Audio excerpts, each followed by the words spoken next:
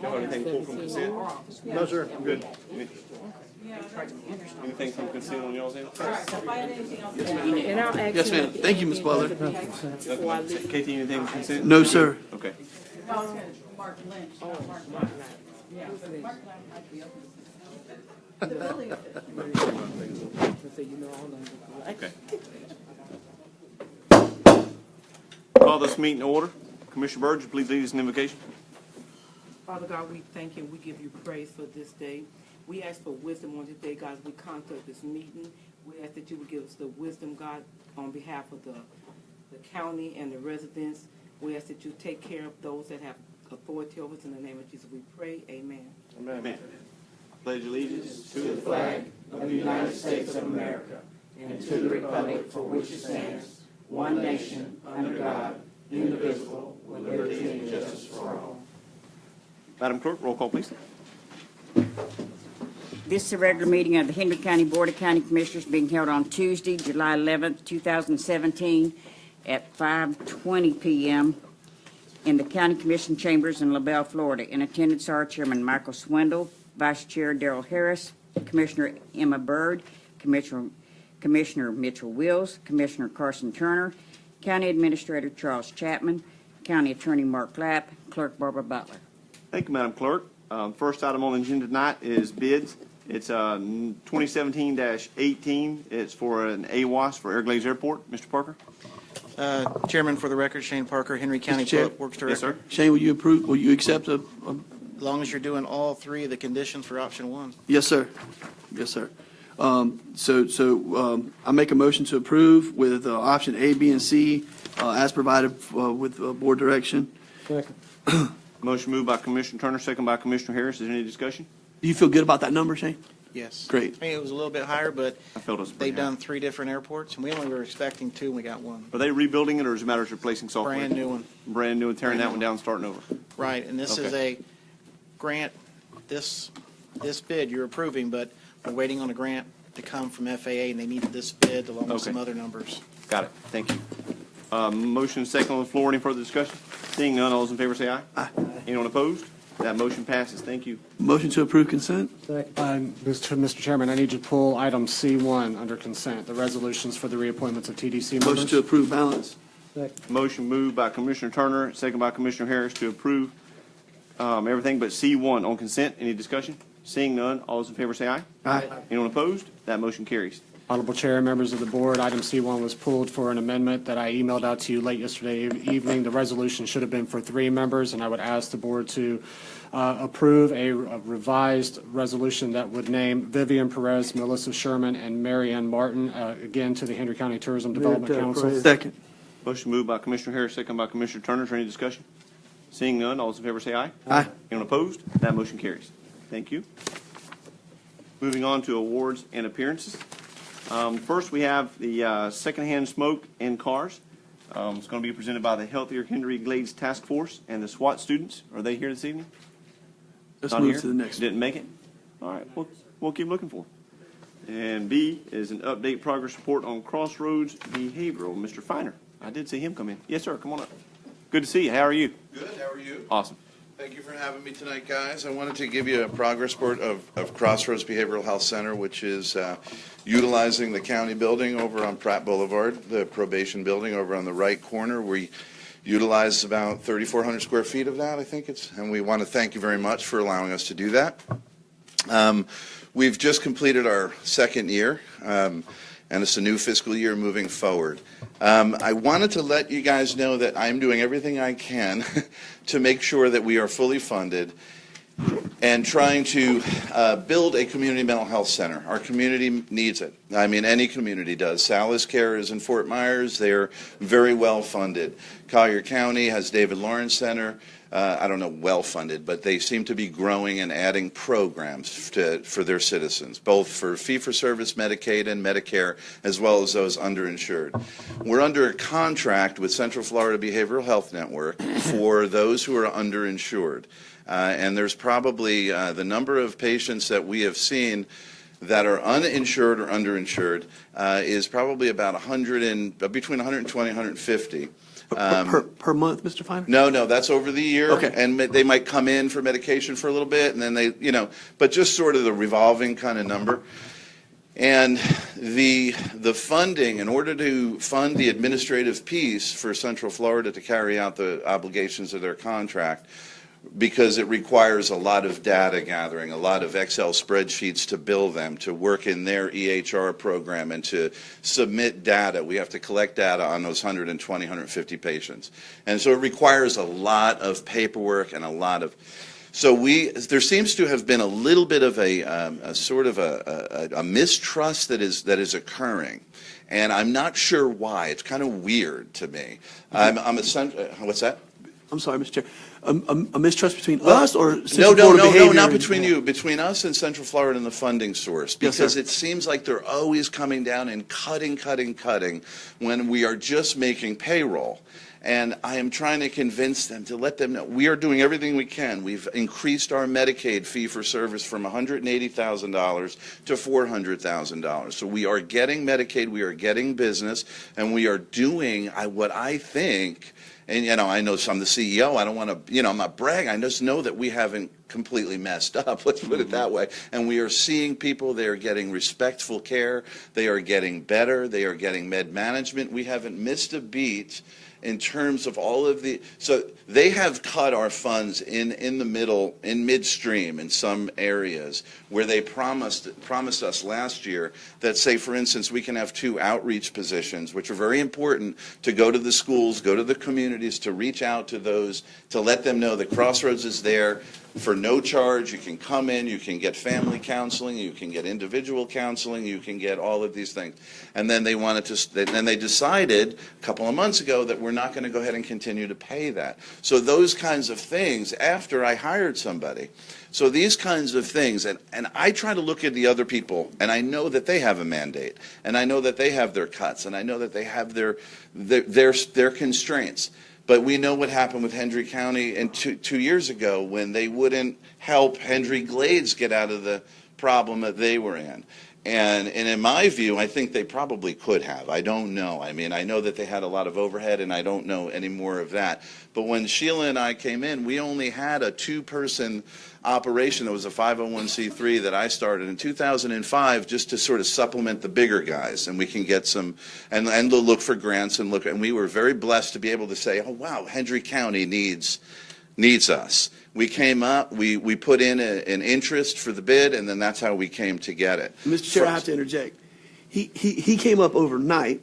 He put in a bid. We had a number of people that didn't even want to touch the game, and we filled a void. Right. And we filled a very scary void if It you wasn't think just a about it. void, it was a Green No, Canyon that's exactly style right. void. So Thank you, Chairman Turner. And so I don't know what happened, and I just found out that they did finally approve after we put in a funding request for that outreach. It's only about $8,000, but for us, that's the difference between our payroll and not our payroll. We're really just getting by. And that's okay, but I want to build it up. I want to get more avenues of funding. We've merged with the health department up in Clewiston, and we were right there on Sugarland Highway in the beginning, but now we're in the health department, so there's no rent. We want to thank you guys for that too, with Joe Pepe for allowing us to also do that and get in there, and that's really helping us keep our costs down. I have cut my payroll in half, and then I supplemented that with students. So we have a lot of students in there who are bachelor level psychology students that are going for their master's level that are seeing a lot of these uninsured folks. And it's working. We're rocking it. I really think it's working. It's a very learning environment. People are excited. And so I think we're going to be okay. But we started the new fiscal year, and what they want to do is take away my availability, which means if somebody doesn't come in and there's no face-to-face contact, there's no funding. That won't work. That's not going to work with 120 patients unless you cap it. And if you capitate it, you can capitate it at maybe $4,000 a year, and we'll be fine. They don't want to do that. I offered that to them, and they don't want to do that. So I'm kind of coming here today to thank you guys. We love the community. We are keeping this contract. We re-signed with them for 3 months until September 30th. I will continue to go on, but what my concern is that this new fiscal year, if they remove the availability, I'll have no choice but to say that we can't do it. But before we do that, I would like a round table or some kind of discussion with the county and with the community and with Central Florida, with everything being open, about what Crossroads came into. The managing entity, in my view, should have known. They should have known the numbers. They set up a $960,000 contract, but we weren't able to spend that money, and we kind of knew that that is what happened with Hendry Glades too. They can give you $960,000, but you got to do the therapy and the family service and the case management to bring those monies down. They're not going to. Mr. Finer, I don't mind, and I don't mean to cut you off, but I don't mind having a roundtable discussion with you, but I think that I don't want to waste a meeting on that. Yes. You give us a bullet point on what you need specifically so that we can get to work on it. Yep. I want your support. I want to be able to make sure that we believe that, based on our knowledge and your knowledge of the history of what happened with Hendry Glades, that it's not the provider, it's the funding and the way in which Hendry County, I believe, is treated as not having a high need, because otherwise they would fund the availability and they would make sure that we have a community mental health center for people with crisis and support can come in. And I just think they need a little support and convincing and a team effort. So do you work with Charles, Jennifer? Who's your main point of contact when you come in? Jennifer? Yes. Jennifer's absolutely been helpful. And what I would ask, and our staff is phenomenal in that area, if you will please give them some bullet points that they can use and that we can use, that we can reach out to the influencers that we can touch to make everything happen that we possibly can. Excellent. Thank you. Mr. Chair, a couple other things too. Yes, sir. And you may know these numbers. I'm sure you're aware of the total pocket of money that our district gets from Hillsborough South. We're still in that one with Hillsborough and everybody, right? Central Florida Behavior, they cover all of that. We're with Hillsborough? Yeah. Suncoast, yes, ma'am. Suncoast. So, you use the example of the 960,000. Well, I know it was a little less than $1 million the last time we were having this discussion. And I looked at the demographics of us and compared to DeSoto County. I mean, we're a mirror. We're off by like a few hundred people. So you know that the mental health need is existing. And they get like 1.6 to our 960. And so when I tried to have that conversation and say, hey, where's the numbers? Now, I will say, you touched on going from 100, it's still relevant what you did with your Medicaid providers, because that's not what is at stake here. That we've got to find a way to get the larger breadth of services so that you can get into that bigger chunk of change. But Mr. Finer, I probably shouldn't ask this publicly, but do you think it does any good for us to have a conversation with any of our legislators and say, are you able to free up that money from the Suncoast region itself and not make it so strenuous, such a dog and pony show of the different hoops that you have to jump through to be able to look into that pot? Because it's a shame. What I heard you say was the money is available, but the volume doesn't necessarily match the amount of money that's available. And then the paper trail that you have to ensue to be able to get to that money is so strenuous that and the different level of services you're able to provide is not there. So, exactly. There's a safety net that's being provided. And if you had multiple of yourselves and 13 staffers and this, that, and the other, you could probably do more and get more into that piece of the pie. But even then, you got to wonder how much of that overhead and how much is actually going to services that are being rendered. And I think you are the definition of the model that we want. Absolutely. So many times in my head, I've thought to myself, well, if this community doesn't need a community mental health center, then it would be the first. Yeah. Exactly. So, I mean, that's where my head goes when I think that they're strapping us administratively to get all of this stuff done and they're not giving us enough money. Basing everything on numbers? Basing it all on, well, there is some availability. Yeah. By law, they have to pay for a physician to be in the building during non-downtime. But So the lower your numbers, the lower the cost. Yes, right. So we ended up doing it for $740,000, and we have a program that will work at about that number. So we're even saving them money, and there are some cuts coming. So, I think that, it's just a matter of, you know, it's not a provider issue. It might be, maybe they don't like me because I don't keep my mouth shut, and I don't know. But I'm very passionate about what I do and in bringing out, you know, mental health. I've never created an enemy for an issue like that, Commissioner Swindle. Never in my life. You know, you mentioned the outreach people, the outreach entities. So are they back in and you have them established? They just, and now, but. And are you eating that cost? Yes. You Yes, are they eating the just cost. approved it. They just approved about $8,000 like about an hour ago, 2 hours ago. And we were fighting because we requested it. That's not going to go far for. And that outreach person is working with abuse and neglected families and trying to get them to come in before they go to court, before they go to the dependency court and the kids are removed. So I'm aiming that person at that point to stop that. That's going to be, where else would an outreach worker be? Other than in those high-risk places to get those people. And she's doing really well and motivating them to come in, and we think we're just doing pretty good. But, I don't want to take up too much of your time, guys, but I just wanted to, and gals, and Emma, we spoke on the phone, or Chairman Byrd, is that how, sorry? So, if we can, if I have to pull the contract, I want you to know that it was nothing that I could do. We don't want to get to that point. Yes, I don't want to get to that point I either. want some action items on my plate before we get there that we can say, well, before you pull that contract, we've all gone to bat and called and shook trees and doing everything we can do. Thank you. Thank you. Yep. That's exactly what the point I wanted to get over tonight, that we could make sure that we have some semblance of community mental health center in Hendry County. Exactly. And we do right now, and we just need to keep it that All way. the people you see, are they repeats? Do they The people that we continue? see are usually severely emotionally disturbed, like SED we qualify them as, and about those 120 And they come back? and they come back, yeah. Okay. Yeah. Are you asking if he's got room for more patients? No. He does. Oh, just checking.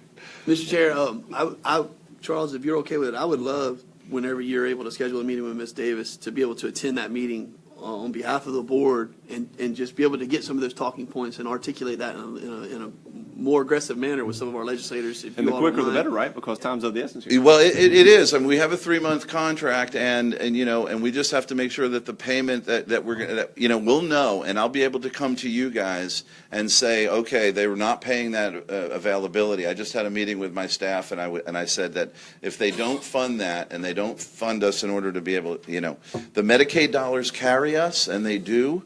But not enough for the finite. administrative. I don't need that administrative just to do Yes, sir. what we're doing Yeah. for Medicaid and Medicare. Mr. Chair, if I Yes, sir. might, the timing is perfect. I've got a 5 o'clock appointment with Senator Pasadomo Thursday night this week, that if we can get the talking points done, we could pull everybody together. I don't know about your availability I'd Thursday love, at 5. on August 1st, will you be available? No, you're talking this Thursday. Yeah, I know, no, y'all can have that, but on August 1st, if I can meet with you. Yes, I'm available. And I actually called the office and left a message. I hadn't heard back from her, but yeah. Well, sounds- I'll add, I have the appointment. I'll add it to my time. We'll get it Excellent. I'm done. gonna be with her too, Charles. For Good. your benefit, Mr. Carter came and met with me a couple weeks ago, and then he had some follow-up meetings with Central Behavioral Health that he wanted to work out before he came and talked to you all. He wanted to get before you, tell you what he did today, and then I think I can put those bullet points together very easily this afternoon or in the morning. I'll send them to you, and then forward them. And Okay. we'll have them. That'd be great. Thank you, That'd be John. great. Yeah, we had to go up to Tampa. That's when I spoke to you before, because usually it's phone calls, and it's about 7 of them against, maybe Sheila and I, and then my CFO, Jerry, and then so it's tough. So we went up there to face, so. Any questions? Any further questions? All Mr. right. Founder, thank you. Thank I you know it's very not an much, easy guys. road, but Appreciate you're y'all doing a plugging great that job. hole. Thank you. Yes, sir. Doing phenomenal. On item C, the appointments for FDOT, Mr. Parker's informed me that's going to be pulled and postponed until August 22nd. Oh. And so at this point, we will go into the public hearing. And so now we will be holding a public hearing for the adoption of an ordinance revoking ad valorem tax exemption for Altair Training Solutions, Inc. Attorney Lamp? Yes, Mr. Chairman, members of the board. At the last meeting, we had a brief item about the default that has occurred by Altair and not creating the required number of jobs by December 31st, and then also not submitting the required information in their reports. And the board at the last meeting directed us to proceed with the steps to revoke the exemption. So we Make a motion to approve option number 1 as presented. Second. Motion moved by Commissioner Turner and second by Commissioner Harris. Is there any discussion? Public hearing. And this is a public hearing. Any members of the public wish to address this issue? Seeing none. Were any steps made to contact? Yes, I sent this staff report in the attached ordinance with a cover letter, I think it was Friday before the holiday, Friday, June 30th, overnight delivery, and just. Nothing. No one's talked to them, and I failed to reach out to them on my own. So but no one's heard from them there. And it's not only that, but they're non-compliant with all taxes. We know that the letter was sent by the attorney's office. Our staff and special projects made a phone call and sent emails. So we've called, we've emailed, we've sent snail mail. I don't know of much more than driving down and just showing up on their doorsteps. No, Okay. All right. Any further discussion? Seeing none, have a motion and a second on the floor. Any further discussion? Seeing none, all those in favor say aye. Aye. Anyone opposed? That motion carries. Thank you. Thank you, Attorney Lapp. And the next, Attorney Lapp, is adoption of amendments to the Economic Development Ad Valorem Tax Exemption Ordinance. Again, Attorney Lapp. Right, this is another one that's kind of a follow-up from the June meeting where you had the workshop and then you authorized us to proceed with some amendments to the, or basically a new policy of reviewing these ad valorem tax exemption applications. And so last time you had the policy in front of you, you didn't have the changes to the ordinance, but we've made those now, and there's some. Once again, Mr. Chair, make a motion to approve option number 1. second. Motion moved by Commissioner Turner, second by Commissioner Byrd. Is there any discussion? Public hearing. This is a public hearing. Does any members of the public wish to address this issue? Question. Yes, sir. Mark, so when someone comes into town and they can go to EDC, and when they asked, then it goes to option 1, if they ask for exemption. Option 1. If they meet everything in here, they don't have to come back before the board.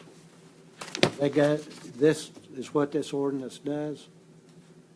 Well, the ordinance lays out the process, and, they have to fill out an application. They meet with staff, they fill out an application, staff, work it through the process. We go ahead and advertise a public hearing to be in front of you for approval of an exemption in some amount. We don't know the exact amount at that point, but we advertise it and get it in front of you, and then there's a public hearing on whether you want to award the exemption. Okay. So it could change when it comes before the board.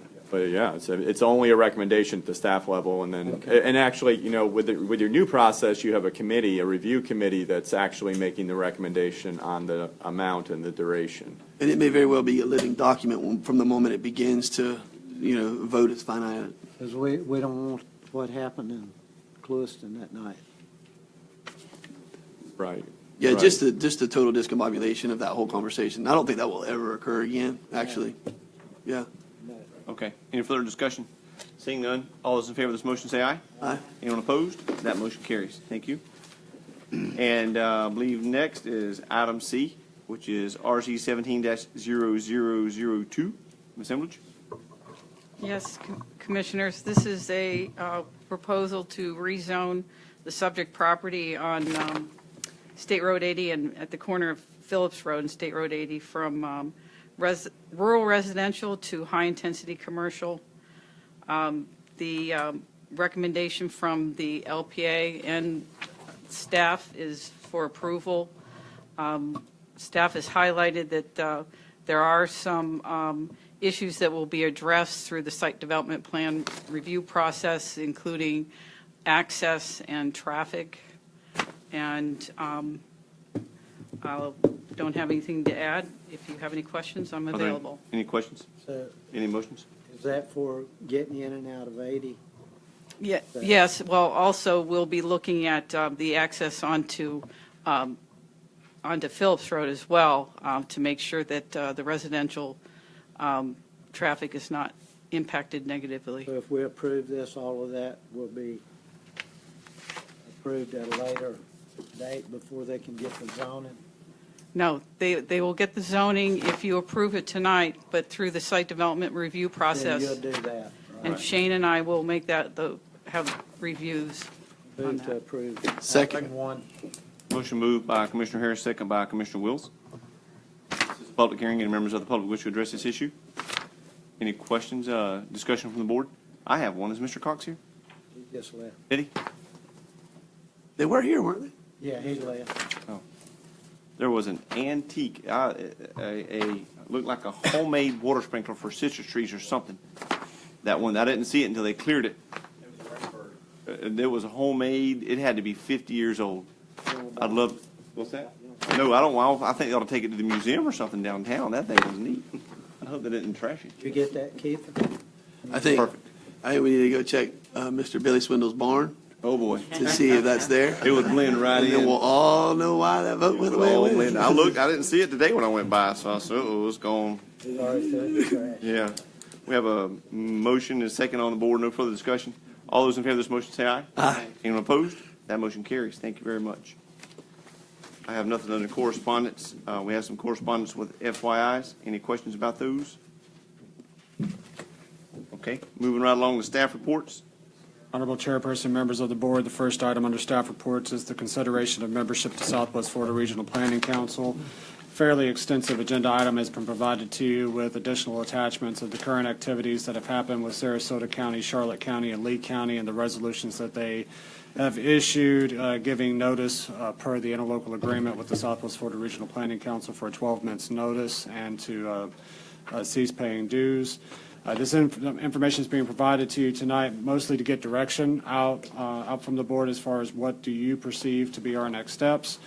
In preparation for a question and answer exchange, I've invited Mrs. Margaret Wursel, the Executive Director of the Regional Planning Council, tonight to be able to field any questions you might have about this process. With that, I'll yield the floor to the board and for you to carry as you see fit. Mr. Chair, Yes, sir. I will say this. The Regional Planning Council has been around since 1973. I think that there's a lot of good conversation that occurs over there. I think that you have to be cognizant that if not careful, it is an entity that could potentially hurt Hendry County or Glades County.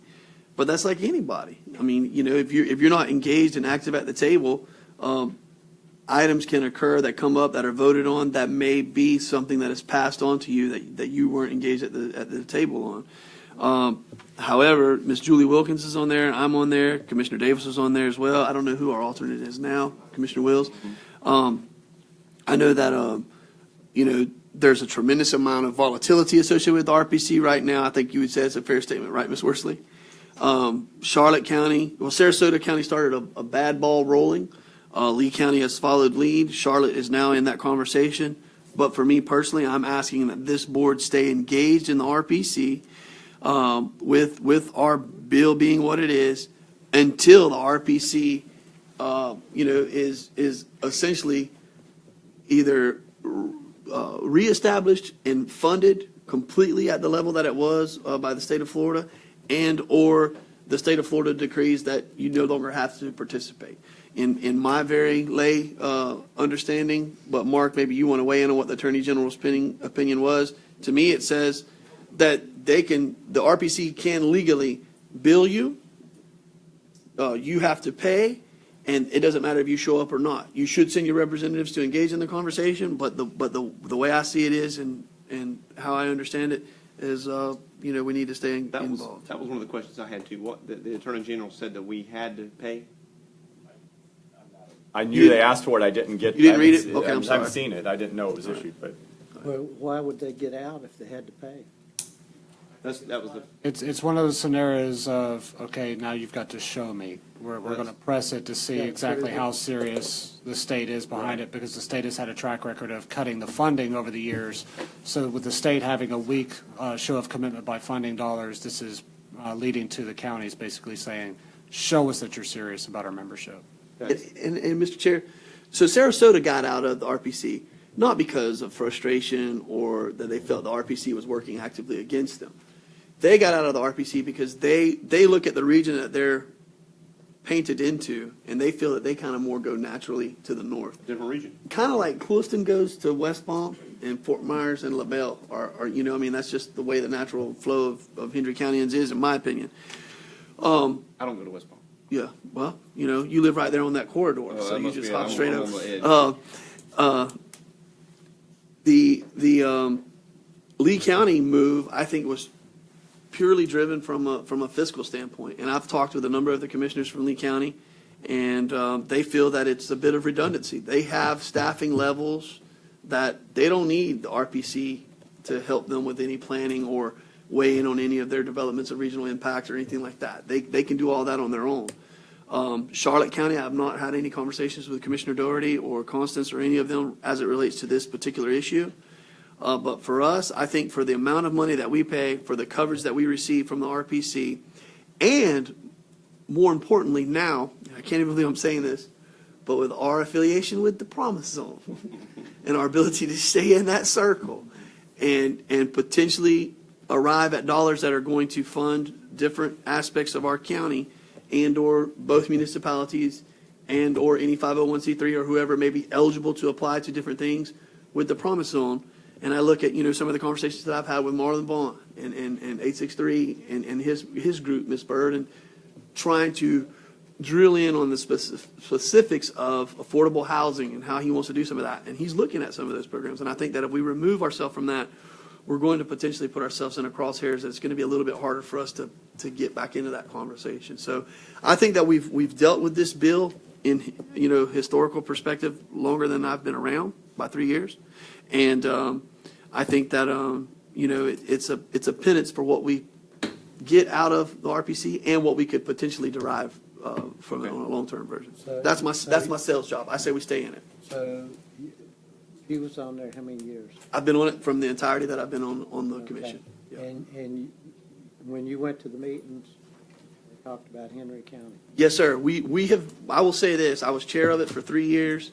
There were probably 2 different discussions where I was so frustrated with being associated with the RPC because I felt it was something that, it was a bigger entity that was putting a perspective, and unfortunately, Commissioner Harris, I can't even think of what the specific issues are. I want to say I know what one of them was. And I felt as if we were being a bit disingenuous, but we went down to Big Cypress Seminole Tribe, and we held a regional planning council meeting for the entire group to go. And that day, we took action on the State Road 80 corridor. And I thought that was one thing that we should have put the brakes on because we weren't at headquarters. We didn't have the full quorum that we normally had. And I felt that could have been moved. It could have been played as a smoke and mirrors move on my behalf because I requested the meeting to be at Big Cypress because I wanted to have it satellite campuses. The point I'm making is that, that was an issue where because we were engaged in the RPC, we took an intersection that was quantifiably the most dangerous intersection in the state of Florida. You could see it. We were losing a person a month on the average at the 8027 corridor.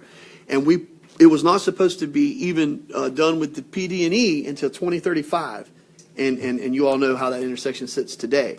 I don't think that the RPC was really engaged in getting all of the funding that was moved towards 80 and the 4-lane completion by 2020. But I will tell you this, I think had a commissioner been more active at the table, and I'm not talking poorly of my predecessors, but had we been engaged in the conversation a little bit better, there was a time where we had money that was allocated for Highway 80 and a couple of intersections. And it all went back into the District 1 coffers. And I'm telling you, had we been engaged in that process and had we been at the table, the relationship that you're able to develop with FDOT at the RPC and then have it to where it's you're talking to, Carson's talking to Mike. It's not Commissioner Turner is talking to this person from the FDOT that he's never talked with. So, there's a lot of non formal proceedings that occur at the RPC that I think they far outweigh the benefits versus the cost of being associated with it. But any questions, Jeff? The conversations in the past 3 meetings I've been at, basically most of your counties are saying the same thing. And they're all saying, we have no teeth here, and they're getting so much negative feedback from the RPC, as we did with the Florida Power and Light. And our staff had already corrected the problems, but it went back to them again, and we're still receiving negativity. That's what Charlotte County, the last meeting, Charlotte County's biggest complaint was, and we haven't got a quorum. We've been having to pull teeth to get a quorum. But that's been the biggest complaint that I've heard from Charlotte, Lee, Sarasota. The bigger counties are saying, you know what, we're not getting anything from this. And that's kind of what I've been hearing because I've been the one sitting there at the meetings, and that's what the biggest complaint from the other counties Well, are. anything else? Commissioner Bird? Ms. Worsley drove all the way here, and Ms. Worsley, we know where we are. We see where we are. Can you make us feel comfortable about where we are going? Hand this up to you. You can. I know you're not crazy about the premise of Commissioner Turner. However, take a look at this. Henry County is getting 3 VISTA volunteers for 5 years, and the value of that is $681,000. And breakdown on how we get to that is on this sheet. In addition, this front sheet Thank you. provides you with some of the more recent projects that we have been working on for Henry County itself. And then the follow-up pages are some projects that benefit the entire region. Okay. So there is a benefit All to right. Henry. And again, this is great, I appreciate this, but with what we're hearing and what we were seeing, please make us feel comfortable about our investment moving forward with the RPC. Because obviously there are some issues. There are some issues. Until we have some of the legal work completed, I can't give you any definite answers. There is an existing Attorney General opinion. It specifically dealt with Lacucci. That was not good enough for Sarasota. They wanted one that dealt with Sarasota or in general, with the RPCs.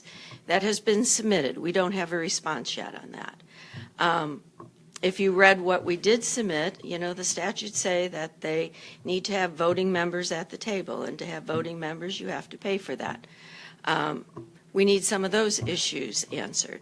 In addition, there are still state statutes that say that there are requirements for comp plan amendments to be submitted to us, and that we need to deal with existing DRIs. Until they change the statutes, we still have requirements that have to be addressed. So in a lot of them, we address through your assessments. But if we don't have the assessments, we'll have to consider charging individually for them. And we certainly don't want to do something like that. I think we've been focusing more on what are the projects that need to be done that the counties and cities want to see. How can we get them funded for them? I think there's great potential with the Promise Zone. We're just getting started on that. We've been awarded 2 additional VISTA volunteers for the next year to work on the opioid epidemic here in Southwest Florida. We didn't even ask for that, but it's because of the Promise Zone that we're getting it. Can I give you any guarantees? I can't. I know that we will be in existence for the next year.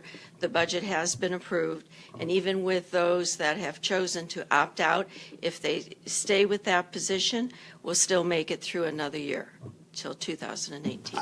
I do think, Mr. Chair, that if things don't change, either from state statute or just the fact of lack of fiscal dollars, I mean, I don't see how the RPC will exist. And I've shared that with Ms. Worsley. I mean, I've been very direct on that.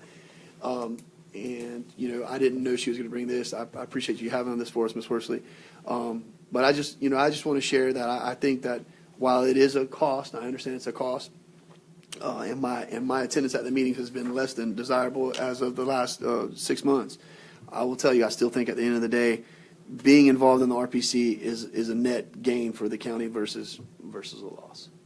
But I'm all ears. I mean, I love it, and it scares me to death that I've seen Sarasota, Charlotte, and Lee, but I kind of anticipated that it would be a snowball effect like that. Mm-hmm. Yeah. If I might, Chairman, I did have a conversation with Commissioner Bill Truex from Charlotte County just to kind of vet out why this thought process went through. And what he shared to me is that it's not we're pulling out, we're giving you notice and we're gone forever. It's we're putting you on notice that what you've been doing has not been satisfactory to us, and we want to see you retool and revamp and come back with something a little bit more meaningful. So I don't think it's a no, we're gone forever. I think it's a no, show us how it's going to be different. And that's where I was going, Ms. Worsley, and even in the write-up, that's what it says. Even I believe in the letter that I read from you, it said that we need to re-engage in what we're doing here. And I know we're not talking about a great deal of money from Henry County, but we're still fiscally responsible to our taxpayers that allow us to have it, and that's really what I want to hear from you. How are we going to show the ROI? I see what we've gotten, but we're talking about moving forward. 5.5, 6 years ago, the council had a retreat. I think Commissioner Turner was a part of that. They set the direction that they wanted us to go in. I think we followed that that direction. It dealt mostly with economic development. I think it's something that we need to do more than once every, 10 or 20 years. We need to have a regional strategy developed every 5 years by the board that says, this is what we want you to focus on for the next few years. And my council is committed to having that conversation. As a matter of fact, it appears that this month, instead of having a regular meeting, that's what we're going to have, a discussion about the relevancy and where we're going to be going. To leave, you have to give a year's notice? Yes, sir. Per the 1973 interlocal agreement, you must give them 12 months' notice. So Lee and Charlotte and all them, They paid and gave notice, is that what yeah, they did? they 12 months. Did Charlotte officially give notice that they're leaving? They have. Okay. So they're in until June of next year. Okay. Okay, any further discussions or direction, which y'all would like to do? Entertain any motions? I would make a motion to remain at status quo in the RPC for one more year and revet this conversation a year from now. Okay, is there a second? Motion moved by Commissioner Turner, second by Commissioner Byrd. Is there any further discussion? Seeing none, all those in favor of this motion say aye. Aye. Anyone opposed? That motion carries. Thank you, Ms. Worthman. Thank you.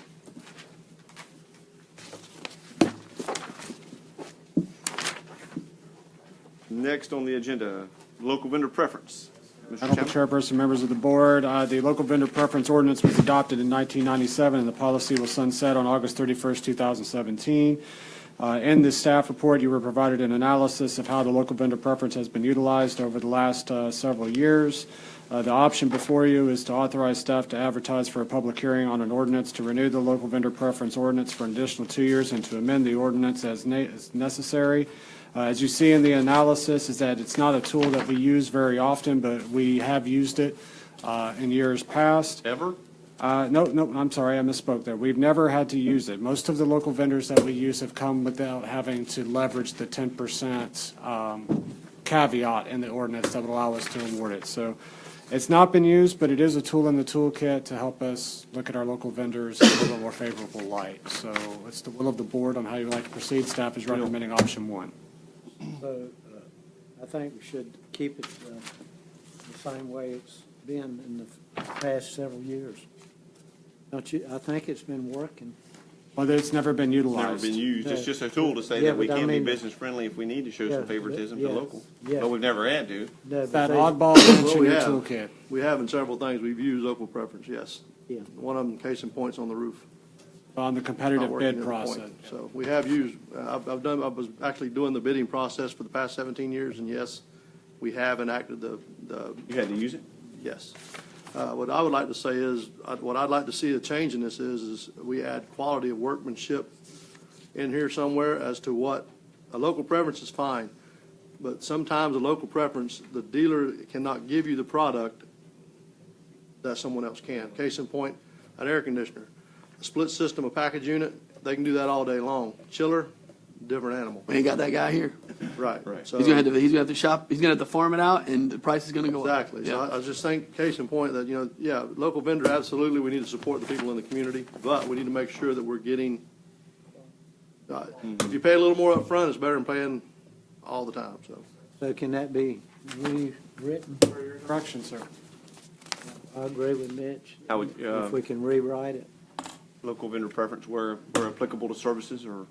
Well, I mean, I'm wondering if the solution is in your specifications for each procurement, that's where you say what you need. And if somebody bids and they're not meeting specifications, whether they're local or not, they don't comply, they don't get awarded the job. So I'm thinking Because this- they would have to sub out some of it, right? Sure, then that's what usually happens, that's right. Then the price would probably be different. Well, obviously, you get a markup, so. Yeah. Right. But if Well, I'm that- more worried about the quality of workmanship than I am the markup. I'm, like I said, Absolutely, absolutely. we're gonna spend $125,000 on a chiller, let's get the, We need a quality product. Right one. right. I'm just reading in the ordinance now that addresses what Commissioner Wills just said. If you look in the packet there, the third page where it's got the ordinance text, paragraph 4, the preferences established herein in no way prohibit the right of the board to compare quality of materials proposed for purchase and compare qualifications, character, responsibility, et cetera. So, I think kind of got wording that would allow us to say we're rejecting the local guy because we don't think he's far. Yeah, that's what we've been told in the past, so we just got to make sure that that's relevant. In the past, we've been told he's a local vendor, that's who we're going with. It states you have to go with him. Seeing this, it doesn't state that. We need to make sure that in the future, we know, if we have someone putting in a road or a design or drainage, we should want Shane's opinion on who's going to do the work. Yeah. If we have someone working on a baseball field, we should probably want somebody that's over the baseball field. So what I'm saying is, my point here is, when it comes time to an air conditioner, we should probably have our facilities director telling us this is who we need to go with. Being engaged in that process. Correct. Is that, do you think paragraph 4 protects Well, you in that? one thing that I think maybe Commissioner Wills might be remembering, the local vendor preference applies not just to formal bids, it also applies to quotes that are handled by staff. And Right. so I think he's probably remembering the ones that he managed personally for the below bid threshold, less than $25,000 Right. jobs. And so that doesn't even get to the board, and so staff they probably Pretty much been told. felt we're like they bound were by that. stuck because the wording of this, the right of the board. And so. And so do we need to tweak that and make it the Yeah. right of staff? Right. Yeah, Yeah. right. We can do that. I mean, with the it's no amendment. different, Mr. Chair, than the ability for us to reject all bids based on, just a lack of the wind changing direction, And I mean, as long as we're operating, and we always have, within the rules of the law, and you're trying to get the best commodity or the best entity to perform said job, that's our goal here always. Being as fiscally conservative as possible. You think you can grasp the. To make that change at the same time that we're changing the year, the sunset year is somewhere in here, and that's, we need to do the Yes, sir. amendment for that. Do So we we'll need to bring do it back to you. Okay. Oh, just take this out, and you'll come back? Right, well, we're just seeking your direction, and it had to come back to you anyway, so Good. we'll bring it back to you in August with the amendments. You got it? I Anything else? remember, Good discussion, good points. I think that this was one on our local vendor preference. I think it was taken into consideration with our jail inmate pharmacy. I think that they were still under the threshold, but I remember that was one of the ones where there was a huge concern in the first time that they did the contract of whether they were going to be able to meet the scope of services. Remember that, Ms. Davis? And I remember there were some people that felt that they weren't going to be able to, and there were some silly things. I mean, it was like they didn't have a pill cart, they didn't have a 24-hour phone line like McKesson or Cardinal does. And I remember saying, yeah, they don't, because they live down the road. If the jail administrator has a problem, he's going to pick up the phone and say, hey, Jackleg, you need to come up here. We have an issue. He doesn't live in Pennsylvania. So, we take those things into consideration. I appreciate you raising that, though, Commissioner Wilson. And the deputy over there. Okay, thank you. We'll look forward to Very seeing good that that we're putting again. that in on the staff level, because so many times that discussion does not need to rise to us. We're just going to slow the process down. Exactly. Right. Handle it and be done with it. Okay, anything further on that? Next, Ms. Emblich, she's going to be discussing medical marijuana dispensaries and medical marijuana treatment centers. If I could, Mr. Chair, Yes, sir. I'd like to make a motion to table unless there's a reason, time specific why we can't do this, and let me tell you why. I was so proud of all of our commissioners attending the medical marijuana discussion that happened at the FAC event. I have since set up a couple meetings with Sunterra, and I don't know who the other vendor is, I apologize, but they're one of the actual dispensaries. Have y'all been to any of those facilities? I have not. You have? Did you go to the one Not a in dispensary. Gadsden I went to the one in Alachua. and Alachua? It's not a dispensary, it's a growth. It's Growth Center. And I want to take the time, Commissioner, before I take any action on this item, to educate myself, because I don't feel comfortable with where we are right now. And I don't want to take action on it and then, make a mistake. I'd love to just be able to educate myself a bit more. And I'm asking for time certain to the end of August. There may be, can we discuss reasons why we may want to do different?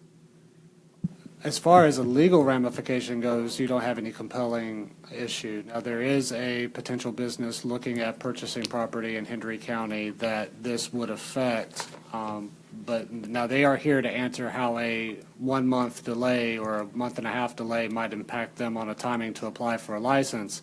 But again, there's no legal reason why this would have any implication on our process. I would also love to request an extension of the moratorium that we have for the 6 weeks, unless y'all are against that. And let me tell you why. so well, I don't want to tell you why, but the gist is my fear. You can. I can, but I want to make sure that I'm not speaking out of turn and that it's just an ignorant statement. But this was the example that I used to the people that were speaking to us, and I said, "You all remember?" And I said, "I don't mean to be crude and use this example, but you all remember when the pain management clinics were popping up overnight everywhere, and as Broward and Palm Beach started to push them out, we saw that starting to creep into here, and overnight." I think that our sheriff helped facilitate, along with our county attorney, and this board took a stance of we're not going to allow for that behavior to exist in Hendry County. And before we have to lawyer up, because I say something that's completely inappropriate, I want to find out what it is that we can legally do, and I want to have that conversation with Mark offline to say this is how we can hold that wall up for as long as we can, and make sure that from a medicinal standpoint and from a legality standpoint, we're operating within the confines of the law that the state of Florida has passed. We're not allowing anyone to not receive medical marijuana that is within the confines of the law and is meeting that standard. But at the same time, we're not just opening up and being a one-stop shop that at midnight you can go to X dispensary and it just runs roughshod over us. Because I'm telling you, in my opinion, when this ball starts to roll down the hill, it is going to take off. And we all heard him say, what are we, 6 or 7 years into this discussion? We're in the infancy of these discussions, and we don't even know what's going to happen. So before we take action, I'm just asking for another 6 weeks so I can wrap my brain around it. So what happens with Cluess and LaBelle? Are they doing anything at all? I don't know, and I'd love to know what our municipalities are doing. Because you would think they would be set up in the city of Clueston, the city of LaBelle, not Felda, or Not the Pioneer Shell Station. Pioneer. Dispensary, though, what they're talking about is It's a little bit different. Yeah.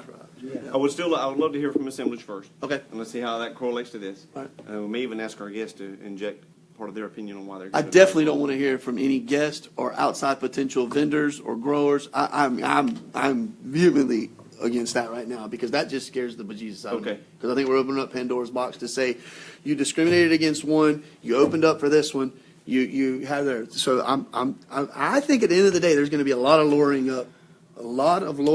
up that is associated with this issue. Okay. I really think that's what's going to happen. Okay. So. Well, Ms. Emlich? Well, first, let me remind you that the current moratorium goes through the end of November. So at this point, you don't have to make a decision, until we're coming upon that sunset. So it's not really a sunset, but anyway, the end of the moratorium. Ms. Simmons, you did hear today that Charlotte and Collier both voted to ban. Yes, I did. Yeah. Dispensaries. Just dispensaries? That's what I read. Oh, okay. I thought it Well, was. I didn't hear that, but I think that's all we can do. Yes, yes. With the law. And, right, they either continued their moratorium or they Yeah. started one. But I would encourage you to take a tour of a facility. Through your request, I attended a workshop that included a mobile workshop through the Knox facility, and I was very impressed. And I was also felt really comfortable with how well regulated that facility is. Now, on the other hand, I don't know enough about how the actual standalone dispensaries are operating. I just know what was described, and I didn't visit one, but by what I've read and the way they were described, I was also very impressed with how highly regulated they are, and I think that it would help you all get your arms around with what the opportunities are. Chair, if I might, just for clarification, the mobile workshop that you took, Margaret, was to a growing facility, not a dispensary. Oh, no, it was a fully integrated, everything. facility that also Okay. dispensed. Okay, thank you. Where was that? Where was that located, Ms. Simmons? It was outside of Orlando. Okay. And I went in April when we had our FAC meeting there, our last. Sarah? Yeah, in Lodgeway. Yeah. And now let me tell you, again, I would echo exactly what Ms. Emlich is saying. This is a business that's coming. This is a business that's here. Absolutely. This is a business that we need to collectively decide, to either embrace or to not. But I'm telling you, it was very secured. It was very safe, highly scientific. business, and those opportunities at this point in time are very narrow. They're few and far between. The state's regulating the numbers and who can have them and where they can be. And I found great comfort with it myself, with the growing, not the dispensing piece of it. And I believe, is that where you're having problems, is it the dispensing side or all of it from beginning to end? First off, I am a supporter of what the state has done from a standpoint of wanting medical marijuana to be more available to the patients that need it. With some of the things that John Morgan is pushing and the new litigation that's just been filed, it scares the bejesus out of me, because I think that it's missing the mark a little bit. I do not know right now, like my knowledge of how FDOT works, or even how my man with Central Florida Behavioral Health Network, and I have such a better understanding of that stuff because I am in this seat and the constituents have said go and be aggressive and be fiscally mindful. So I've done that. Just like I want to get better educated on code enforcement, I want to be better educated on the process from A to Z. I'm actively in discussion right now to tour 2 facilities, one in the Gadsden County area and then one in Alachua. And I want to know how that integration occurs. I want to go to the dispensary in Gainesville. I want to see what they've done there. And I want to make sure that, to the best of my ability, if we have a population in Hendry County that needs this, and we know that, and I think that information is all available as well, that we're making it available, but we're making it available and we're protecting the other population that doesn't want to see this occur. Because unlike when I thought it was very good discussion and extremely hilarious from an anecdotal perspective. But what was the percentage? Was it 70 or it was 70% when they did it on a when amendment, was it Amendment 4? What was it? Amendment 2 passed. It was 70+% in Alachua County, and everywhere else, it was in the mid to low 60s or mid 50s, and they were just talking about how Gainesville's like, bring it on, man. We will get higher than a kite, and we're all about it. Well, I'm gonna tell you, I think we're a much more conservative community than that. Yeah. But I also think that there is a population out there that wants to see medical marijuana, because they need it from that care perspective. So all I'm asking for is for the moratorium to stay in existence. 6 weeks to go past. We're not going to be any better. We're not going to be any worse. I don't think we're going to have missed any business opportunities. And I will feel much more comfortable about it. Today, I can't vote on it and feel good about anything. Well, I also want to point out that the growing and processing of it is something that is fully state regulated, and we can, if somebody came in today and they had a parcel that was in the ag land use category and ag zone, they could come in and ask for a special exception for the processing. And that would be what they were limited to doing, is the growing and processing of Not dispensing. And not dispensing, yes. And they would have to be qualified under one of the 7 current active state licenses. Absolutely. They have to be directly, which is going to go in, I think, 25 almost instantly. And then, that number is going to explode as well. So, Right. yeah, 7, I think. And let me ask you to clarify, what do you want me to bring back in 5 or 6 weeks? Or I don't need any, honestly, Ms. Simlich, if you wanted to provide some more details to staff, what I'm going to do is I'm actually going to go into those professionals and ask a sundry of questions so that I can just feel better about the process from A to Z. Okay. I don't know it right now well enough to be able to take action this way or that way. Well, if I don't hear anything from any direction from you between now and, let's say, the middle of September, when we need to start thinking about addressing the moratorium, because it takes a while to change ordinances and through public hearing processes, but I will ask for direction maybe the second meeting in September. And to be clear, the moratorium is on dispensing only. Right. Yes. So if said business wanted to set up shop and do a grow facility and wholesale distribute, that's not affected by this moratorium. Right, they would have to still come through Right. the public hearing process. Okay. So they could come in and apply, and go through the public hearing process, and then come before the board. That's correct, but just remember of all the requirements that they have to also meet with the state. It's Right. not just Well, us. they wouldn't That go would go through. first. That would be, Yeah. they'd do that to begin with. Yeah. Yeah, they'd do that before they came before. And Well, in some instances, they also, they may need to have the approval to set up shop in order to get that license. I think that's what we've determined, that, but regardless, there's a lot to go Okay. through. Okay.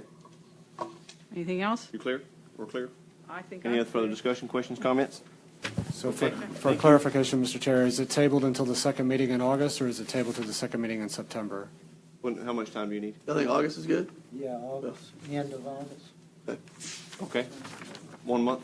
And basically what we'll be back to is essentially the same staff report that you've seen tonight, just to trigger the conversation. Okay, very good. Thank you.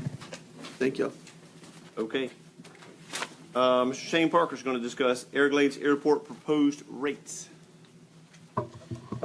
Here, Chairman, for the record, Shane Parker, County Engineer. This is Everglades Airport proposed rates and charges. We do not have a table of established rates and charges for the airport, including with fuel. Our T hangars, we have 17 that are paying $225. We have 12 that I believe are paying $175. I don't know how long they've been paying $175, but the ones paying $225 have been doing so since 2004. Since then, we've rebuilt the hangars due to hurricane damage. We're proposing to increase the rate to $300 from their charge of now $225 and $175. That take effective January. The FDOT average survey back in 2013 was $288.03. Your other hangars, ground leases, whether they're on airport, on airfield, off airfield, they're all negotiated or bid. In other words, if somebody wanted to come in and lease the space, they could, bid on that piece of ground as we've done in the past. If they want to expand their business, we could negotiate it out. If they're an existing business and they want to renew, we can negotiate it out. There's too many ifs and if or ands to put a number in there. And you don't know what the value of the land's going to go. We're going to have to keep revising this table, but typically we get an appraisal on land values. In the past, we have. I don't want to go to fuel yet, but that's all we have. Are they all going to be paying the same amount? They'll all be paying $300 as their base charge Why plus did you have tax. different prices? My understanding from the 175 and listening to one advisory board member was that was when they transferred from the Clewiston Airport over to Everglades Airport. Oh, They okay. were at 175. Okay. And then in 2004, they went to 225 for the people that moved into a new hangar. But the 300 is in line with everybody else. 300's, well, LaBelle Airport's not, we haven't got to the LaBelle Airport but I yet, mean, but the it's other- less than a lot of T hangars around. So we're not over. No. How many is, first off, before I ask this question, Okay. is it a nightmare, Ms. Butler and Shane, for y'all to distinguish whether it's a Henry Countyan versus an out of? It doesn't have anything to do with the T hangar rent rate. It's just going to be 300 regardless of No, who. no, no, that's what I'm saying though, because the reason why I asked is I was in North Palm Beach last week, and I had to pay more money to put my boat in the water, and I had to pay more money for my overnight dockage, because I wasn't essentially a Palm Beach Countyan. I wasn't a Village of North Palm Beach resident. And I just thought that might be something that we would look into as an incentive. And I don't know if the break would be 10%. I don't know if you're gonna knock off $30. I don't know what it is. Or add to, if they're Add not to. a resident. Yes, sir. Either way. Right, recommend go up, not down. Wonder if the FAA is going to have some trouble with differential pricing like that.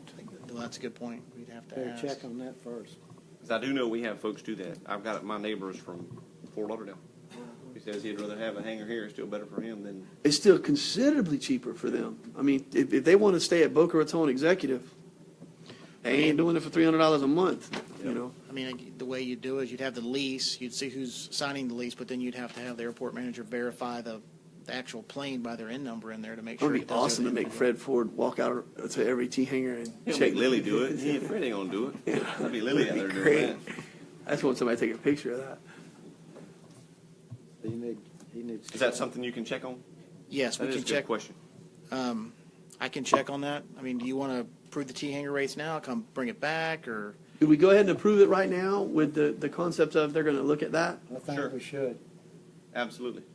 Okay. Yeah.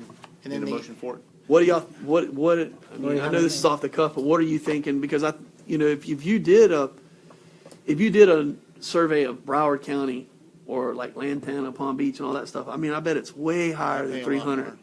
Well, and to be out of all fairness, you probably ought to do it with the rural airports, not. Okay. You ought to check DeSoto and Arcadia. Okeechobee. Okeechobee, yeah. You want to do this separate from the gas? I just wanted to discuss that, and then I was going to move on to gas. You can do it all in one motion. Okay. so Okay, you can to go on the gas then. Okay. On the fuel, currently we charge above the county's cost for the fuel farm, a 50-cent markup. 50 cent? 50 cent on top of our cost. So what we're proposing now is if your aircraft is based at Everglades, regardless of where you're from, but if you're based at Everglades, you pay 28 cents a gallon. 'Cause you're- Rather than 50. 28 cent over markup. Our county cost. How's that logistically going to work? How is Yeah, the you're pump not- going to know that I'm? They'll be, well, Card. if you got a T-hanger rented, you're going to have one card assigned, and I've been speaking with Tommy, they can issue you a card, and you'll use it at the fuel pump. You'll see a price, which is everybody's going to see, but when you swipe your card, you'll get a discount. Okay. You won't Just pay like as your much. debit card. If Okay. if your aircraft is not based there, and of course you wouldn't have the card, you're going to pay 75 cents a gallon over our cost for the fuel farm operations. Okay. And then we have it here, we don't have staff right now to do this, but if we want to have full service, we have a price for that, it's a nickel more for, You want to have full service, so you don't have to, you can go in there and use the restroom and get a glass of water. Somebody Well, else will pump for you. Somebody else comes out with the truck and does it all? Well, see, so what happens is there are certain large companies That they won't? that the contractually that they don't want their pilots fuel on the plane. Uh-huh. So you have to have this, and so it's a necessary right. step. Now, we don't have an employee to do that now, but this is setting the framework for when, in the future we do, this is the price we charge. That's for because full of service. liability, correct, Commissioner? That's right. That's right. Well, or that or they don't want their pilots dirty. I don't know. Now, I will tell you that the advisory board members had concern about charging non-based aircraft 75 cents. At first, they were thinking it was $1, then they were second-guessing themselves. And after some discussion, they decided, let's come back in 6 months and see if we're pricing ourselves out and we're pushing people away, or can we raise it up some more without kicking them away, or we just need to stay? So Could you, I don't think it would be hard for you to show us an analysis of gross sales last year with your current markup of 50 cents Right. on total volume, and then what gross sales would have looked like to the local. Oh, no, you couldn't do it off of We last could do year. it moving Well, you forward could just 6 do it a months. forecast. You could, so you could do a gross estimate. we could do it, yes, we could How do does an this- estimate. And see what that would look like with 75 cents attached to out and then 28 cents attached to local. When it actually happens, in the next, if you guys approve it tonight, in the 6 months, we'll know, by the couple months, we'll know what's happening. How does this compare to the counties around us? We're still the We're cheapest, still- even with we're that still 50 cheap. cent, we're still You're going to be still the cheaper. cheapest. Right. You go to Gainesville, we're there $1.50 The higher 70 than what this is. What about the 75? That's still still- way cheaper. What's Okeechobee? They're probably pretty closely related to us, but I suspect they're still higher. Mm. I know that it's common for, I was fueling one day, and there was a guy from Punta Gorda, and he says anything he does in the south part of the state, he always plans his trips back through Everglades. He said, because it's the most affordable fuel. I had him send that email to Tommy because I didn't want to think I was lying. Okay. That's all I have, Commissioners. The advisory board was in support of it.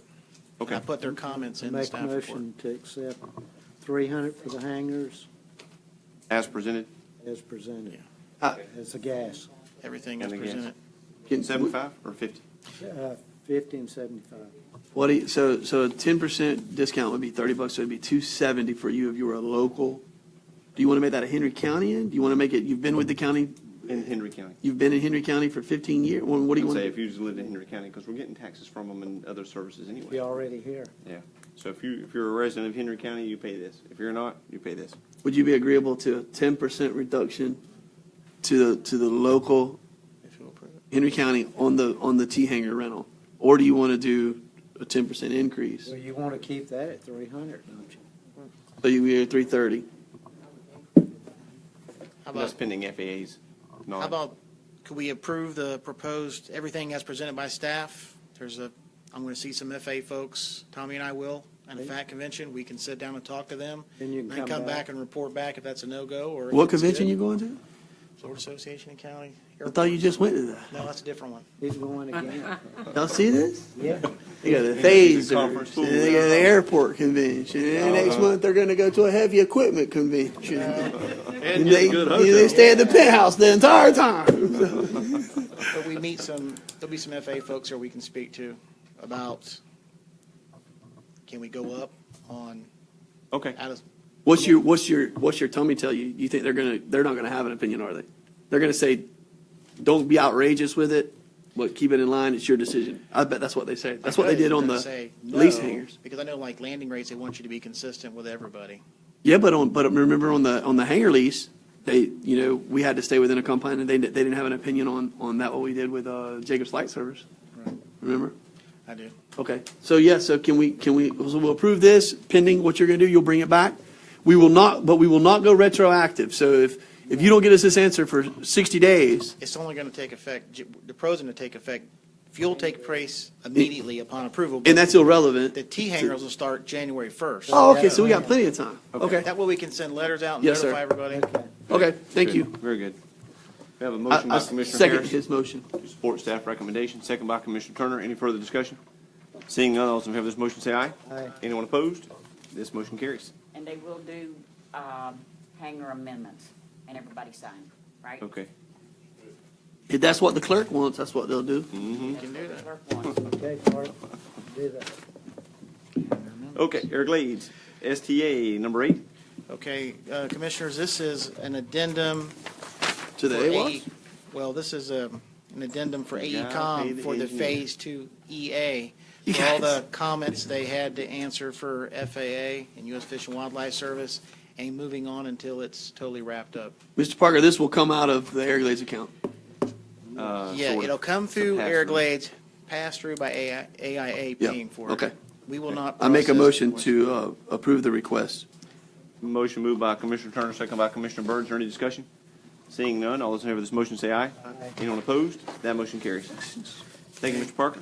You want to talk about the approval of detailed work plan budget for mosquito control? Yes, this is, I do this every year at this time. This is required by FDACS. This is using our current assessment rates. This is not any proposed rates because it has not went through a public hearing process to be increased. This is our current rates. Make a motion to approve. Second. Motion moved by Commissioner Turner, second by Commissioner Harris. Any discussion? Pretty neat stuff on the news recently. Y'all see that? Where they're Yeah, with the raising hybrid mosquitoes. and GMO mosquitoes. Can't have a GMO apple, but you Let have a 'em GMO rip, mosquito man. flying around biting. Yes, sir. Hey, Shane, let me ask you a question. Never mind, I'll ask you later about this. Okay. Thank you. Any further discussion? Seeing none, all those in favor of the motion say aye. Aye. Anyone opposed? Perfect, thank you. Motion I passes. make a motion to approve the grade all as presented from Pinellas Park. Second. Motion moved by Commissioner Turner, second by Commissioner Wills. Any discussion? Yeah, how did this come down? What happened? How'd you find it? Was this over a Yeah, barbecue? you probably at one of those at a conference. It better be at a conference, and if it's not, just tell us the story. That way we'll feel better about the 12 conferences. Yeah, The good truth deal. is, we were looking at trying to purchase one on over a 5-year period, and we were trying to make our budget balance, and we were kicking it around, trying to figure out how to do it. We're waiting on numbers and from gas tax revenues, and Steve Fort was looking at govdeal.net and seeing it was on there. I was like, man, we can get one for like this much, and he goes, I'll keep an eye on it. It didn't sell, so we called Pinellas Park. They said, if you want to look at it, come on. So Steve and an operator went up. They looked at it. It's mint except for one scratch on the I knew back. this was the grade all. I live on govdeals.com. I And love so- that thing, and I saw it. So what are you gonna do with all the money you saved? I don't have any. Other conference. You don't have any- Another conference. You gonna take Tommy Vaughn with you? He's taking Steve Fort to a conference, and they're gonna play some golf. I don't play golf. All right. You're just gonna drive the cart. Yeah. Good shot, Steve. I make All a right. motion. I'm sorry. We have a motion and a second. Yep. Any further discussion? No. Seeing none, all those in favor of this motion say aye. Aye. Anyone opposed? That motion passes. Okay, Commissioners, the next item I have for you is LaBelle Airport Mile High I Racing. make a Club. motion to approve. Motion moved by Commissioner Turner, second by Commissioner Harris. Is that any discussion? The only question I have is, the airport will be closed the 3rd, the 4th, 5th, and 6th? Yes, sir. That's subject to 2 days. DOT and FAA approval. And we have to negotiate a contract with them, and we're going to have to use our airport consultant to coordinate, seek FAA approval and DOT along with ourselves because we're the sponsor, but they'd have to pay us. But it's only 2 days of closure, though. Is that correct? 2 days of closure. 2 days. It's going to be about 4 days. 1 day of setting up, 2 days of closure, 1 day of tearing down. Okay. But the airport will be open. 3rd and the Closed 6th. Just the 2 days. 3rd and the 6th, and then close 4th and 5th. And before we negotiate a contract, we got to make sure the board's okay with doing that. You're going to make sure the advisory board knows, and we advertise it, and they all get letters and notes, and because that would be bad for somebody to be stranded. Right. The advisory board's already been notified, though, haven't it? No, not yet. Really? We got to make sure. Okay. Yeah. You guys Be are interested. okay? Oh, so you wanted to make sure that we were good with it before? Right, before Yes, we sir. do anything. Okay. Okay, we have a motion. Advisory board. Yeah, right, here we go. This is mean. Any further discussion? Seeing none, all those in favor of this motion say aye. Aye. Anyone opposed? That motion carries. Thank you. Next item, Commissioners, update on solid waste franchise agreement. I'm not as far along as I'd like to be. That was due to some issues I had to handle at work, but I have been in conversation with Jim Wheatley. I fired back some numbers. He gave me some numbers. I fired back some numbers. The price point with the trim being at $240, we will not be able to provide any alternative services other than status quo. But what I'm asking him is, can we ratchet some numbers down since they went from being 2 separate entities to being one, basically franchise hauler for both service areas for a savings on the south end? And from there, I'll come back with some news. Because you need a little wiggle room there. But you said you went to 240, Shane? You weren't at 221.10 anymore? Was it 240 was the trim notice rate, and right now, Oh, that's right. Y'all outvoted me because I wanted to make it 221.10. Y'all said 2. right now, the cost for my cost, when I say my cost, the county's cost for in-house expenses, household hazardous waste, based on past experience with hauling costs and disposal costs, and then giving credits for the recycling grant, and then taking into consideration the surcharge, which I didn't last time because we were debating whether to use large recycle cans. And if we're going to be recycling more, there's a chance we wouldn't have the surcharge revenue. But now that we can't afford to go that route, I'm anticipating that. The cost per house, per dwelling unit will be around $225. But I need to have some for the escrow agreement. I need to have some in case we have problems at the landfill. We have several existing landfills. There's an issue. I'm leaving money in case we've got to do some kind of cleanups for horticulture debris. I did in my email to Mr. Wheatley, say, let's agree upon, we don't have a lot of violators, but let's agree upon a certain amount of cubic yards that you will pick up. Yeah. And then anything beyond that, we'll have a set price that the county can call you out to do. And I figured that would address your concern. I'm waiting on a response back, but you'll have to get corporate approval and stuff. What kind of balance do you have now? I got to look at it again because the cash carried forward numbers come in, and I need to run the numbers out. But you need a little bit more money for. I need more than 225 for That's sure right. to come in, but I need to look. My goal is not to have to come back here in 3 years or 4 years to tell you to ratchet it up. Yeah. And if I can keep it close to this 225 with the cash carry forward balance in there, then I'll let you know. Then you got to look down the road. Right. I don't want to be here next year or 2 years or even 3 years. I want to at least have a little window. And I'm looking at a 7-year contract. Just give them their 7 years. That's what the original said. And they're willing to renew it as is, and that's already in their mutual consent by both parties. I'm just seeing if we can get the horticulture concept you wanted in there, and can we ratchet down some of the costs in the South District, which would be the Felda area. Well, I would hope that they would be willing to renew. I mean, they have a guaranteed 7 years of business Well, to be they conducted. guaranteed. I'm not being critical Okay. of that statement. What I'm saying is that I still feel that there needs to be some wiggle room that is given via our waste hauler to help us meet that threshold. And I don't know if the rest of my colleagues want to see it, but I want to see those numbers on paper where they show us to where it's a net wash and or loss to them on a pickup. You know, that hurts my head to try to fathom that. It doesn't make any sense from an overhead perspective. It makes no sense from an overhead perspective. They're gonna. You know what I mean? I know you know what overhead. What I'm saying is, if you're telling me to go to 2 pickups, and then one for recycling, versus I can just do the same volume in one pickup and there's no cost savings there. I can't swallow that. Yeah, they just told me their business model is based on the X amount of number of trash anticipated per household. Uh-huh. That's how they set their model up. And our volume is, they know from historical perspective, our volume is not going to exceed because of the head count and all that, Whether it's right? 2 days a week or 1 day a week, the same amount of trash. Uh-huh. Whether They're it's- still gonna do 2 days? Well, right now, it's 2 days based on kind of how it sounded at the last board meeting. We're not having larger containers, so instead of having a bunch of containers out there for 1 day, we'll go 2 days a week, and recycling will remain as it is with the little bins. I apologize, you all, but did we decide that we didn't want bigger containers because we just felt they couldn't handle it, or because They want extra expense. the expense, is that what it was? Well, that was part, yeah, and then the other part of that was too, we're not gonna raise the assessment and then cut you back a day out of your, Yes, sir. so we decided to stay at 2 days and stay with it. They said they could do the exact same thing they're doing now, no problem. No problem. Leave it alone. Raise your money back up, just like we talked about in the last meeting. Raise the money back where it needs to be and move on. They're And willing then- to do that as well. And you feel that they're willing to do that and put in the horticultural discussion?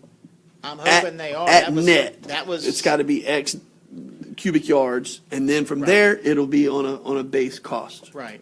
Now, we haven't settled on a cubic yard. I told Mr. Wheatley that's something me and him need to sit down with and discuss. But I know they'll renew it for the exact same rates, which is currently $12.74 in the north, 16 in the south. And then they'd get their CPI adjustment. I'm asking, let's go $12.74 across the board, all units, forget the $2.90 in the south, make it $12.74. So it's just, we know what we're charging those residents How per many month. pickups did they have in the south? 290, so it's not much. Yeah, so They can that, lose that that. difference, that $4. And then I'm asking not to have the CPI increase for next year, wait 1 more year, Uh-huh. and then throw me in so many cubic yards of horticulture, and then tell me what my rate is for pickup. Right. That way, if we have a problem area, we can send them over, they'll get it, we'll have them do a bunch that 1 day just to get it cleaned up. Yes, and then sir. I'll have a rate, if I need them, they can come out. They only do that on call-ins. I think, Well, resident call-ins, they'll have to pay for it themselves, but like if we have a Yeah. pile that's sitting there we can't trip, we'll just go send them over to pick it up. Right. All they're charging us there is a tipping fee. on the resident pickup, I don't think so, Commissioner Wills. They said on a call from the county, they'd charge us for the dump fee only. It was not a trip. It was just a tipping fee for the dump. That'll See? have to be, County only, not resident. That's, No, that's county only. County. county only, it's Talking not, about ours. okay, I got you, We I got got it you. messed up. Yes, sir. They'll come out, they'll take it. Not for constituent. No, I no, understand, correct. yes, sir. so Okay.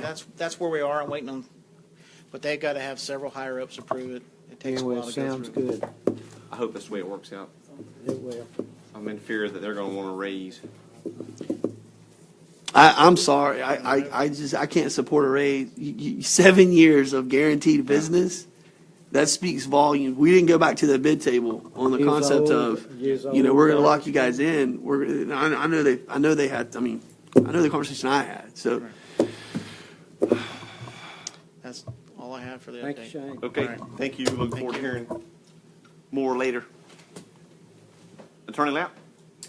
Yes, Mr. Chairman, members of the board, you approved a new ambulance in this year's budget. This is now, we got the pricing for the ambulance and got the loan from, this is for State Bank to get this loan, and all the paperwork is there. We're gonna do it, right? I move to approve Second. option 1. Motion moved by Commissioner Harris, second by Commissioner Turner. Any discussion? Seeing none, all those in favor of this motion say aye. Aye. Anyone opposed? Motion passes. And the next one is 5 vehicles for various departments to add to Move to the, approve option 1. Okay. Second. Motion moved by Commissioner Harris, second by Commissioner Turner, to approve 5 vehicles for various departments. Any discussion? Include a mail van? Is that a mail van? This was, We need to get something for them to drive. That thing's falling apart. The mail van's struggling. It is, no, sir, it is beyond struggling. Gov Stays in the Deals, shop every other month. Yeah. Gov Deals has a van, in Econo Line 350 right now. Yeah. Before we get a Dying to four-door buy it. pickup It's like somewhere, we need a $3,500 mail right van. Love Any Gov further Deals. discussion? All those in favor of this motion say aye. Aye. Anyone opposed? That motion carries. Hey, Mr. Chairman, Yes, sir. I know it would cost us staff time, but is it possible that y'all could look into the Palm Beach County Thrift Store, or you could make a phone call to Assistant County Administrator Todd Bonlaren and talk to them about their Palm Beach County Thrift Store? Because they do from time to time have really nice vehicles that are a couple years old because they're on a fleet program, so they just cycle out. And I mean, any private business would want to buy those. I know the city of LaBelle does it. The city of LaBelle has bought some stuff. And, I would just ask that somebody educate themselves to the Palm Beach County thrift store and look at that. It's just like Gov Deals, and I mean, clearly you had a great situation there. And it only happens like 10 times a year, Shane. It's always on a Saturday. And it'll take you 5 minutes to get educated to it, but I think that's something that we should look into.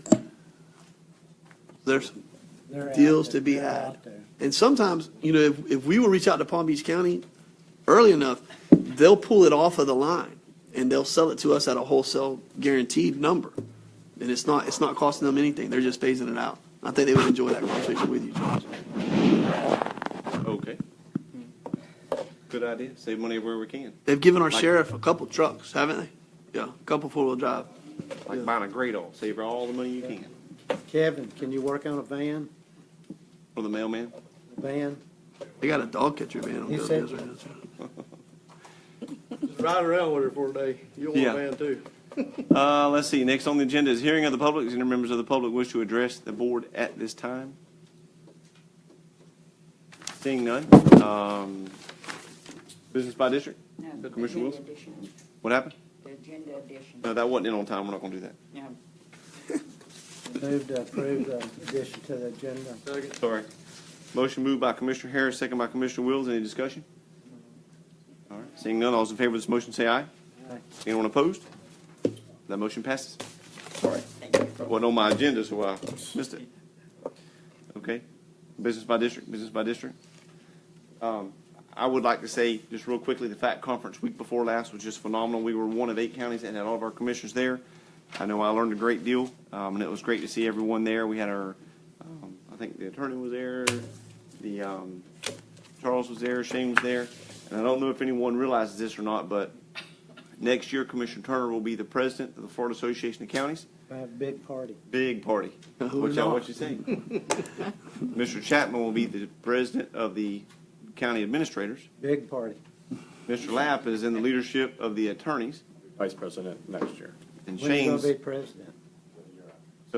so Henry's well represented. Shane's like engineer of the year for like 5th year running or something, I think.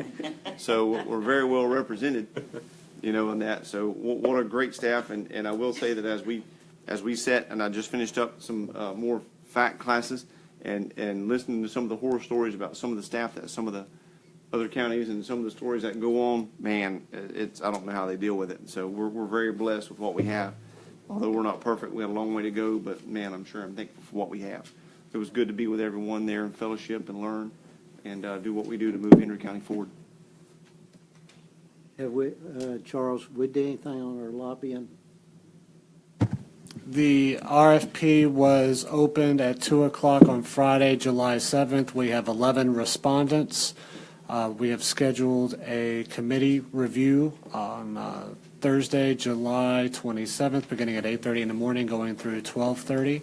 So it's a 3-person committee, including myself and 2 other private entity individuals. And we're in the process now of going through all the packets. We've got very, very heavy hitters in the mix. Prices range all over the place. I won't give you any of that information tonight, but I will say I'm very, very pleased with the turnout, and we've got some of the biggest lobbying firms in the state that have showed interest. We have a couple of individual lobbyists that I need to educate myself on who they are, and then we've got a couple that I would deem to be in the middle, that they're not big, they're not small, they're just right there, not to use a Winnie the Poohism, but they're interesting firms. So we'll have to see who wins out through the process, and we hope to have an agenda item before the board for a decision with a recommendation on August 8th. August 8th. Oh, See, really? Shane, Oh, wow. Fortino Bridge, is it okay? He's smiling when he got over there. It's fine. All I had was a broken arm. I had to close the bridge for an hour just to place the arm. That was it. It's fine. The signal arm ran through? Yeah, when it comes down, one by the tender house, it was just bent. Someone So hit you it. don't need that grant money we didn't I could use get? the grant money. Yeah, if y'all ever in an emergency, you need some of those. We got plenty of those in the yard. Okay. Just let us know. Appreciate it. What, The arms. Oh, okay. Okay, good. Not grant money. I was going to say. Appreciate pretty good deal. Anything else? No. Commissioner Turner? Same thing, Commissioner Swindle. It was just great to see everybody at the FACT conference and engaged in the process. Commissioner Wills, he had a prayer that kind of got me fired up. Wanted to run out and play a little football. Kind of got me really excited. I liked it. And it was just good to see everyone engaged in that process. I think that I'm excited about getting into budget discussions and where we're going to be with that. Do we have our numbers in from the state? Do we feel so? Okay, so we're ready. We're ready to start that process. Let's get in that kitty cat. Going back to an issue, I meant to bring it up last month and completely forgot about it. And y'all can help me if I'm wrong, but I think we had 67% of our constituency that was receptive to the countywide voting process. I don't remember the numbers exactly, but I'd love to know what that was. If we could get that from the supervisor of elections. I know it overwhelmingly was passed. And I think what we did was it was a straw poll to see where we were at as a county. And then that straw poll, depending on where it was, the conversation that I remember was we were going to bring it back to the board for later discussion and see where we were going to move with that. I would love for all that to be verified, Mark, and then see what the next step is that we had laid out. As memory serves me, we were contemplating that if we did move forward with countywide voting, it would be on a natural, it would go back before the constituency as a vote, and we would put it into a natural cycle to see if that actually passed, and that's what the constituents wanted to see, instead of us spending money to have an off-year election or something along And those then lines. if it does pass, then it's got to go back to the federal judge to make a rule on it. He's got to rule yes or no, even though it passes. I did not know that. I would love to see. And I think, and I believe, Attorney Lapp, you and I had this really quick, brief discussion one day about that. And at the time, probably now that it's been prodded, is to, at the right time, can you get the steps of what needs to happen legally and properly, and then the time frame and cost associated. I think because there may be things, there's obviously things that we don't know along each of those that will be definitely prevalent. It might be a money thing. Yeah, the key issue is going to be timing of the vote by the people versus the approval by the federal judge. You need both steps done.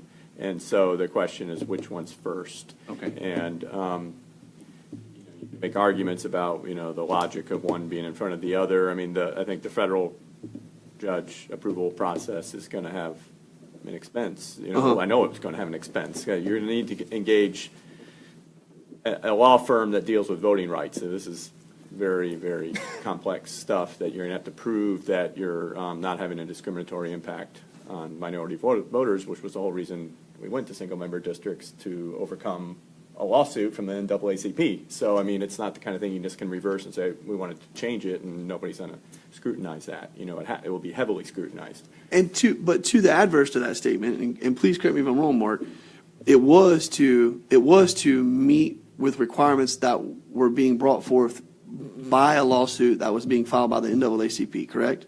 But 7 counties actually chose to go that way and do single-member districts and allow for minority-majority representation to their county.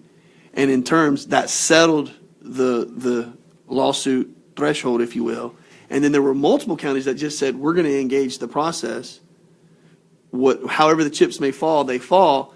And they still were able to, I don't want to use the word prevail, but they were still able to have single-member districts. There were a number of different outcomes that came, and litigation didn't prevail, correct? Well, or didn't ensue.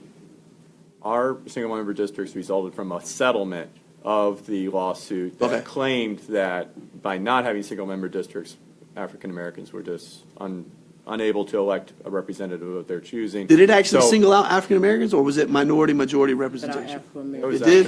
And it was a settlement. You're correct. There was no federal judge ruling against us saying you may not have at large, you must be single member. It was a settlement to resolve the dispute because the board at that time, I wasn't here, but just when I read, they concluded, well, we're okay with single member districts and it gets the lawsuit to go away, so we'll just do it. Done. Yep. And so to undo that, you know, and you signed, the county signed a settlement agreement that the judge approved, so it's not the kind of thing that we can just walk away from. We're going to have to have a Maybe court we'll start approval. there. That may be the place to start. That Because probably if is. that's undoable, then That probably is the nothing else first matters place. what we think are, Yeah, so, A and lot of money. that's right.